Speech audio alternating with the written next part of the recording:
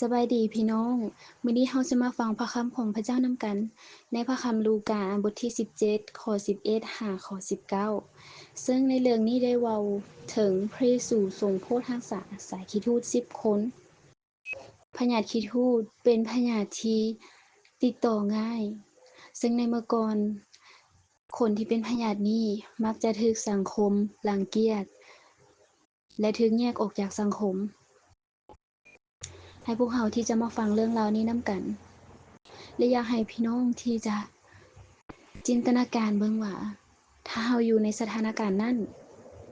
ถ้าเราเป็นหนึ่งในคนที่เป็นพยาธินั้นเราสิรู้สึกจั่งใดเรามาฟังนำกัน ในขณะที่พระเยซูเจ้ากำลังไปยังนครเยรูซาเล็มนั้น พระองค์ผ่านไปตามเขตแดนระหว่างแคว้นซามาเรียและแคว้นคาลิเลเมื่อพระเยซูเจ้าเสด็จเข้าไปในบ้านแห่งหนึ่ง ก็มีสายขี้ทูต10 คนออกมาพบพระองค์ พวกเขายืนอยู่ห่างๆ พวกเขาฮ้องขึ้นว่า พระเยซูเจ้า พระอาจารย์เอ๋ยโปรดเมตตาพวกเขาหน่อยได้ทอน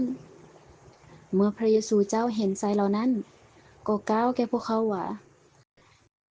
จงไปหาปโลหิตให้กวดเบิงพวกเจ้าเด้อ ในขณะที่พวกเขาไปตามทางนั้น พวกเขาก็ดีสะอาดทั้งหมด เมื่อคนหนึ่งในพวกเขาเห็นว่าตนดีสะอาดแล้วเราจึงกลับคืนมากล่าวสรรเสริญพระเจ้าด้วยเสียงดังเราก้มคาบลงที่ตีนของพระเยซูเจ้า และโมทนาขอบพระคุณพระองค์ชายคนนี้เป็นไทยสมาเรีย พระเยซูเจ้ากล่าวว่ามี10 คนที่ดีสะอาดบ่แม่นบ่แต่9 คนนั้นอยู่ไสมีแต่ชาว